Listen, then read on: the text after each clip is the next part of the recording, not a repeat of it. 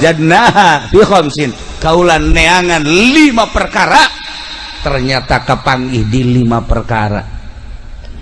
Wa abna tarkadzunub kaula neangan supaya ninggalkeun dosa, supaya teu hayang ngalaksanakeun dosa teh kumaha carana. Ternyata fawajadna kaula duha kula manggihan di salat duha.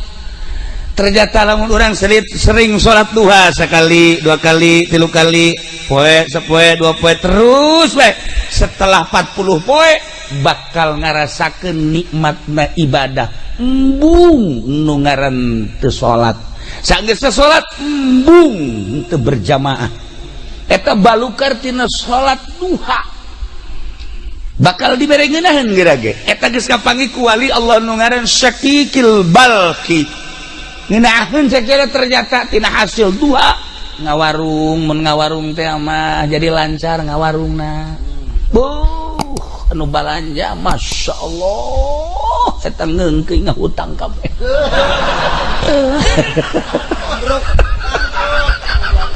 Henteu siapa tuh inget ka bangkrut bae sih. Henteu lamun tani masyaallah subur tanina. Ieu berkat salat duha. Eta nu kos karana mah geus biasa, tapi nu istimewana bakal dibere tarkadzunub. Embung urang ngalaksanakeun dosa. Bakal hayang ibadah sebab dibere ngeunaheun duha nomor 1. Nomor kedua, talabna dia al-kubur kaula neangan supaya caang kuburan teh berbagai cara neangan. Fawajadna ternyata aku kula kafangi fi sholatil lail, salat tengah peuting tahajud. Begitu salat tahajud Allah kula loba-loba jeung urang raca bangun 2 rakaat bae, 4 besi gering, 2 bae 2 daripada engke gering dibawa ka mantri kunaon saya mabok tahajud 2 bae. Sholli salat tahajudi rakaataini lillahi ta'ala. Allah syaratna sareh heula, syaratna sareh heula sanajan sakrajep. Lamun hayang salat penting tapi can sare cenah kiai witir 11 rakaat, witir geus cenah kiai ibadah mah biasa salat hajat. Salat hajat ge geus cenah kiai salat tasbih ngomong doang geus ya. Keur dongeng doang, keur dongeng geus di mana? Nyaho ngaran teh nyaho rupa soal salat tasbih. Nah, mun can sare salat mun geus sare tahajud. Sabaraha rakaat ge tahajud mah sadaekna urang minimal 2 rakaat. Nah, ketika diasupkeun ke jero kubur masyaallah cak batur ieu kubur teh poek ternyata caang. Nanya Ki Basurudin nanya ke malaikat kok ieu cang amat? Oh ieu tahajud. Masya Allah. Begitu aja pede paeh kan poek. Jangan nanya ke malaikat cenah caang iraha maneh tahajud. Kula sok tahajud cenah ieu penting teh. Wal penting tahajud. Tahajud teh karena Allah apa karena karung? Nah, kajahoan kan. Aya kerna-kernaan. Lillahi ta'ala. Masya Allah. Lamun orang tahajudna 2 rakaat taruhlah 10 watt. Lamun 4 rakaat tadi 5 watt, kuari 10 watt. Lamun kuari gedep rakaat wah 20 watt. Masya Allah. Lamun orang bisa 10 rakaat 100 watt. Waduh caang di jero kuburnya. Kapanggih ku kisah kikil bakli fawajadna fi sholatil lail caang kubur teh kapanggih bila sholat tahajud.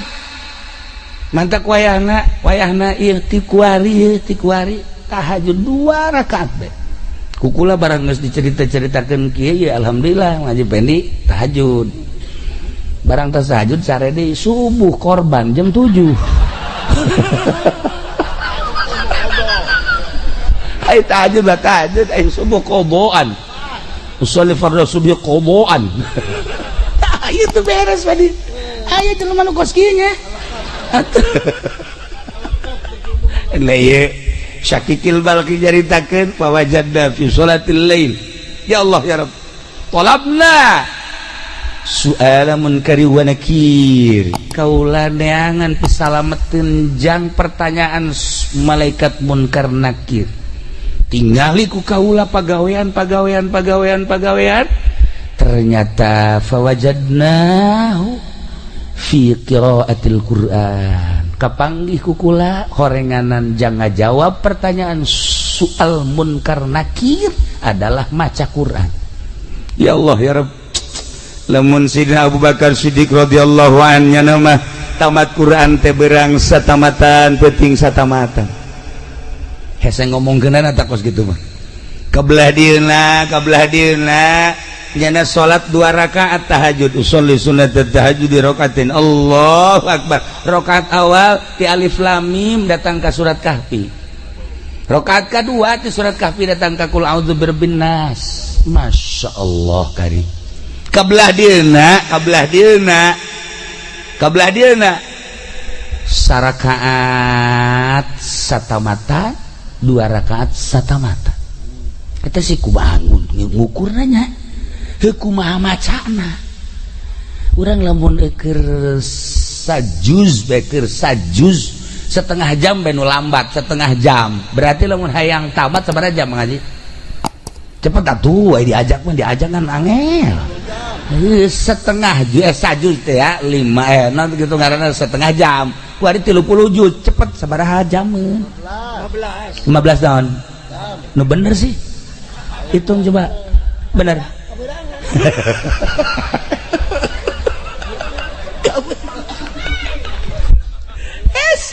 kok iya bisa rakaat saquran 2 rakaat saquran deui alamna nu beda horeganan alam teh karasa ku urang mah alam kieu alam syariat di alam luar syariat mah eueuh ieu eueuh berang eueuh peuting eueuh jam ngancelok ka alam eta seperti kos kitu aya keneh ku ari ge nu seperti kitu teh aya keneh oh kiamat lamun nu kos kitu anu kos kubacana kiai eta anu lamun hayang ka Mekah Mekahna dideketkeun teu ngalengkah salengkah mantak jangan mah gilir ge teh kudu naik mobil atuh jangan mah gilir nu ngora dideketkeun ngalengkah ka dinya nah nyaho-nyaho mandi bae geus dinu kolot bloon teh jelema nu kos kitu nya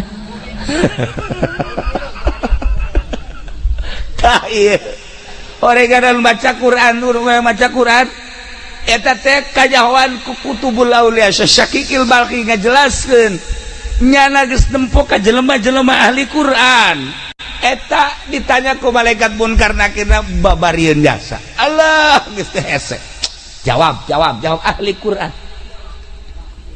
jelema talar Quran setelah talar Quran ustad geus talar Quran kebelah dieuna jadi calo Quran teu dibaca jadi calo tanah Quran teu dibaca 10 tahun nyana nyaloan akhirna Quran poho boleh bejakeun begitu poho nyana bebejak ka kula kiai aduh cenah kula ieu talar Quran aju kula nyalo 10 tahun akhirna sugih henteu Quran poho cek cenah ieu kukula rada dicarekan talar deui awas ya lamun sampekeun ka paeh haju ieu Quran can katalar siksa kukula teh hafizul Quran cilaka ya lamun datang ka paeh henteu kembali deui teu kudu dicaritakeun hadisna waktu langsung we nyana balik ka mana alar deui Quran oh dimulayan deui terus encan kaburu katalar maot jelema teh maot bae salat kubur di tukangan imah wasiatna menang meureunanan sataun tirkah eta tanah teh dek dibagikeun majikan anak nah laporan ka kula ieu daek nu meulina asal kuburanna pindahkeun kumaha ge pindahkeun geus kuburan maka ditu ka wakaf digali masyaallah eta awakna dampal eueuh dagingan engke bitis datang ka tuur aya tuur eueuh dagingan ka dieu encelok-encelokan belah dieu eueuh dagingan belah beuteung aya saeutik belah tukang ka dieu eueuh dagingan tah eta hafizul Quran nu poho disiksa tah ulah nyaritakeun jelema nu beleger loba jasa, nu beleger loba jasa. Ketika digali kuburanna beleger, padahal jelema bodoh, ikhlas waktu ibadahna. Nus lain saeutik ka makos kitu mah loba. Aya jelema kiai, beledegan kiaina. Wah, hebat jasa. Begitu maot bau mayitna ge. Lamun urang Abu Yadahlan ketika maot guru Abah, guru urang sararea. Nuanien kan mandiat nungguan Abah. Begitu Abah datang karak di pandian nu bantak teu wani kunaon seungitna luar biasa, masya Allah seungit. Aya kiai tilu kiai nu ngundang kula encan di pandian bau, encan di pandian geus bau. Kula nanya ieu pagaweana salian tinggi naon sih, orenganan ngeridit-ngeriditkeun atau pan dia menyang ngeriditkeun nya ngeridit atuh geus ka apa ieu mah geus pokokna teu bisa kuku bae teh mah jero teu tanggung jawab geus pokokna seperti eta. Ya Allah ya Rabb, lamun guru kula di Garut geus hese caritakeunana seungit we jadi kubur memehna ge kula nyana hayang di pandian memeh maot hayang di wuduan kukula di isangan di pandian di wuduan terus dibaringkeun bebeja ka kula lamun aya nu salam ulah dijawabnya bener anu assalamualaikum kadenge kula di luhur kasur nyana nu ngajawab salam bisa nyaho kitu itu teh lila maot lah ngeunah ningali seungit sababaraha kiai seungit tapi asa babaraha kiai bau tah nu ngahalal-halalkeun bangsa duit bank riba terserah endek mangga bae endek heheg bae cuman seperti eta tah urang garan bakal maot bakal pae siai bae geus kos kitu komo si ieu geus teu caritakeun ja kuarina ge geus kaambe can maot geus kaambe atuh kumaha numantak kukula diajak ka mamana ge pamajikanna tilok nanyakeun tilok naon tilok sugan telepon pamajikanna kiai aya salaki nya tilok anyana tilok deui geus dianggap paeh ti heula. Orangnya lain paeh jelemana paeh etana lah pokoknya mah gitu dicak pemajikan geus mangfaat aja. Tah nomor kahiji nomor kadua mantak maca Quran kade ibu si kade aduh cenah geus kaburu teu bisa ja baheula mah teu belajar naon nu bisa kuari bisa cenah kulhu Quran kene geus baca kulhu saloba-lobana ulah kurang ti 200.000 jadi atakah eta kulhu jelema anu maca kulhu sampikeun ka 200.000 haram awakna ka neraka teu kumaha coba cak Kangjeng Nabi eta maca ti kuari kulhu Allahu ahad Allahus samad lam yalid wa lam yulad wa lam yakul lahu kufuwan ahad den make batu hiji kulhu Allahu akbar 200.000 200 batu bisa pakai ngabangun imah eta. Tah hiji nomor kahiji geus nomor kadua nomor katilu hiji tadi ka naon kitu ngaranna nomor kahiji neangan naon tadi nomor kahiji salat duha neangan tarka dzunub nomor kadua dia al kubur nomor katilu soal munkar nakir maca Quran nomor kaopat talabna ubur sirat kaulan neangan supaya lancar di jembatan siratal mustaqim neangan pagawean kaditu ternyata fawajadna fisaum wasodaqoh kapanggih di puasa jeung sodaqoh. Ya Allah ya Rabbi jelema anu sok puasa di luar Ramadan Senin Kemis komo terus-terusan puasa tapi lillahi ta'ala ulah hayang nanaon aya nu sok puasa 40 poe puasa mana golok pantas puasa saya juga golok. Nah, itu lain puasa do kos gitu puasa karena Allah. Ayo santri 7 penting puasa bae. Beh bukan lagi cabai rawit.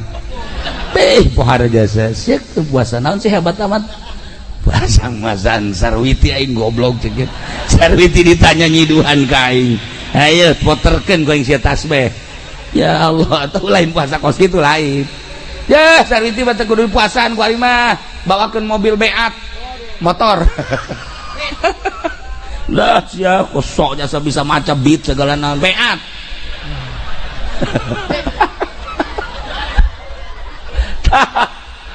Masya Allah. Tapi kadang-kadang aya sih awewe teh dibawakeun mobil ge embung bae. Tapi begitu diputarkeun Izqala Yusuf, be, Masya Allah. Mana Kang Pendi? Emang enak. Ya aduh, abdi rindu cekeun teh. Mana Kang Pendi mana? Cekeun. Jangan keluar pede teh horenganan make bata jeger bae. Sia ngaganggu aing bae. Ya Allah ya Rabbi. Nah, iya ngajembat di jembatan Shiratal Mustaqim. Kabeh urang bakal ngajembat. Justru ngajembat teh orang ayeuna. Urang kuari keur aya dina jembatan Shiratal Mustaqim. Kuari ngajembatna. Anu kuari sering sedekah. Nu kuari sering puasa eta ngajembat di jembatan Shiratal Mustaqim. Nah, Masya Allah aya anu sakilat kos kilat datang ke surga. Aya anu kos manuk plek plek plek langsung datang. Aya anu kos kuda sak datang ke surga. Aya anu lumpat plek plek plek plek plek. Aya anu lempang, aya anu ngesot tapi tetep bae datang. Aya anu kakara ke salengkah dua lekah gejebur. Iya. Oh. Jalan ke kejebur, bagus tadi awal. Aduh, keadaan ada kumaha tuh. Sodako. Masya Allah, can nyorang kulang ngadenge di pondok anu ngaluarkeun zakat. Di saya, jadi pengen jajan orang. Malah mah zakat batur dicokotan. Ayo jelema ngahadiahkeun kipas di masjid. Masya Allah, mawat tiis di jero kubur kan ditanya. Begitu ditanya maca Quran osok iya tiis daun tiis teh maneh baheula ngajariakeun kipas di masjid. Masya Allah hanjakal teu AC cekna teh. Aduh lah kieu mah aya kipas-kipas anu kuari dinikmati di masjid tah kuari maneh nu tiisna. Masya Allah alhamdulillah cek tiis kan sedekah ya dak jelema ya Allah ya Rabb Mang Haji kula ieu can dahar ti kamari ya tah bere tah. Aduh dulur kula ge ieu teh sararusa tah dibere tuh batur anu keur sempit hatena kemudian dibere jembar hatena ngenyebrang di jembatan Shiratal Mustaqim na babari datang ka Haji Pendi. Haji kula ti kamari can dahar saha ye tu lain dahar sia teu kuat coba lain dibere di ada ini kadang waing dinasehatan waing ya. Ye, jelema hirup mah. Ya sing hadis ya. Datang ke sia teu dahar berarti kan kudu usaha. Jelema kan keur lapar dibere nasehat. Lapar mah bere sangu lain nasehat. Nyana geus kieu bae tukang nyekelan batu mana ya ku aing. Aya sia ku aing sia diwewelkeun sia ku aing. Masya Allah. Jelema butuh dahar bere dahar nasehatna. Jelema butuh ilmu bere ilmu nasehatna. Jelema hayang kawin bere awewe nasehatna. Nah ieu aya jahe kemudian hayang kawin bere lalaki eta ngaranna nasehat. Siap. Siap. Atuh saha nu hayang awewe ke model nyana. Pamajikan geus ngusir. Tah ieu nasehat teh lain ceramah. Nu asli lama kumaha kebutuhan. Masya Allah karim. Nah iya kuburis sirat kapanggih ku kisakikil barhi ternyata dua hiji puasa nomor kedua sodakoh. Sebab eta adalah sarana pamereti Allah yang nyalamatkan orang. Ketika orang jadi jelema sugi kiai mah meureun zikir penting teh kiai mah maca Quran santri mah meureunanan sholawatan aing mah sakieu ayana lah aing mah endeup ngagunakeun sarana nu aya ti Gusti Allah dititipan harta. Nah petakeun ku urang parkir miskin mana yatim piatu, masjid mana nu can anggeus, tetangga mana nu butuh, ya Allah pondok pesantren mana tuh pan ieu mah aya masjid ge anu datang ngaji ieu keramik dan can bejakeun ka masyarakat sok geura saha anu siap karo ke Mang Haji Panderi tuh panjang mah teh atuh masyarakat geus beres kabeh aya kene kurang maji aya kurang mangsa 10 meter kan coba nu sejen heula beres leuwih duitna leuwih ieu mah haji kadegan duitna basah tokoh masyarakat kos kitu. Nah lamun tadi jelema mere kipas ai prak di pondok papan kipas leungit barang diteliti barang diteliti si eta nu nyokotna. Ya Allah laporan ka kula kiai kumaha cenah naon batur makan jariah kipas ieu mah ku Haji Pendi can dicokot atuh teu aneh boro-boro kipas kotak masjid ge pan laleung geus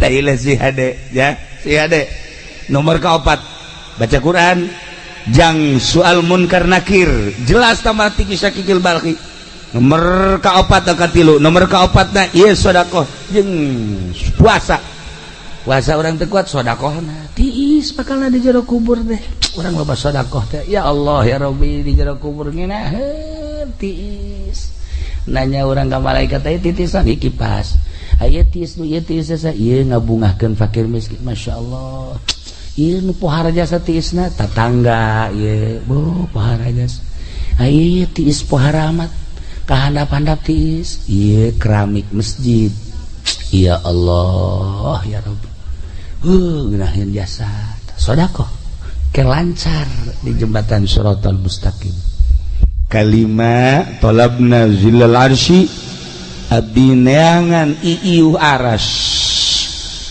ke di akhirat urang kepan dikumpulkeun di mahsyar kiamat ba'ats udang ti kubur berangkat kabeh ka mahsyar panon pengan sadepa sakieu deuk kumaha sakieu langit kaopat panas pahar engke mangan sakieu satangtung panas aya nu kesang teh liput aya nu kesang datang ka mata nu kesang datang ka irung nu kesang datang ka sungut nu kesang datang tergantung kumaha amal-amalna masing-masing panas tah engke aya anu seuseurean we batur mah kapanasan nya mah kieu malah meneangan rokok di Samsu aya rokok we ceuk sia ngayakeun rokok di akhirat pabrik geus areueuh emang enon tenang batur kapanasan ku iman teh cak sapanas dan teh tenang ya Allah ya Rabbi ku geunaheun horeng kapanggih ka iuhan zilul arsy teh ku kisah kikil balhi kapanggih ku anjeunna talabna zillal arsy abdi neangan iiuh aras jang ngiuhan jaga di mahsyar ternyata fawajadna kukula kapanggih iiuh tersebut horenganan tina zuhud tina ulah pati resep kana dunia tah ieu mah hese jasa ieu mah boro-boro pangkat dolein kiai-kiai gersep jasa kana dunia waharat nah ieu terakhir supaya direnungkeun ku urang ulah pati resep teuing boga mah pamere Allah hese ditahan jeung ditolakna tetapi ta'alluqna hate terhadap dunia ieu nu kudu diarahan nu mantak jadi kiai tapi ieu ngaleungit-ngaleungitkeun resepna nu hese ge masyaallah mantak kula geus sababaraha kali ngomong ge kula geus teu dibere teu resep ye ngaji kieu teh dibere teh lillahi taala nu sababaraha urang ulah